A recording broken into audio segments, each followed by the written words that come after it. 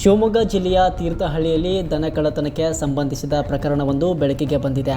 ಗಡಿಕಲ್ circle ಬಳಿ ನಡೆದ ಪ್ರಯತ್ನವನ್ನು ಪೊಲೀಸರು ಭೇದಿಸಿ ಇಬ್ಬರು ಆರೋಪಿಗಳನ್ನ ವಶಕ್ಕೆ ಪಡೆದಿದ್ದಾರೆ. ಕಳೆದ ಜೂನ್ 10ರಂದು ಮಧ್ಯರಾತ್ರಿ ತೀರ್ಥಹಳ್ಳಿ ತಾಲೂಕಿನ ಗಡಿಕಲ್ ಸರ್ಕಲ್ ಬಳಿ ದನ ಕಳ್ಳತನಕ್ಕೆ ಪ್ರಯತ್ನ ನಡೆದಿದೆ ಎಂಬ ಆರೋಪ ಕೇಳಿಬಂದಿತ್ತು.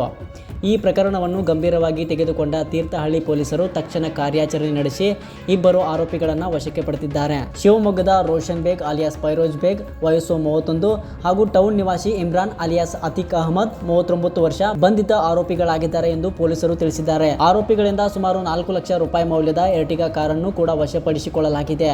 ಬಂಧಿತ ಇಬ್ಬರನ್ನು ನ್ಯಾಯಾಲಯಕ್ಕೆ ಹಾಜರುಪಡಿಸಲಾಗಿದೆ ಎಂಬ ಮಾಹಿತಿ ಲಭ್ಯವಾಗಿದೆ. ಈ ಪ್ರಕರಣವನ್ನು ಭೇದಿಸುವಲ್ಲಿ ತೀರ್ಥಹಳ್ಳಿಯ ಡಿಎಸ್ಪಿ ಅರವಿಂದ್ ಕಲ್ಗುಜ್ ಅವರ ನೇತೃತ್ವದಲ್ಲಿ ಪೊಲೀಸ್ ತಂಡ ಕಾರ್ಯಾಚರಣೆ ನಡೆಸಿದೆ.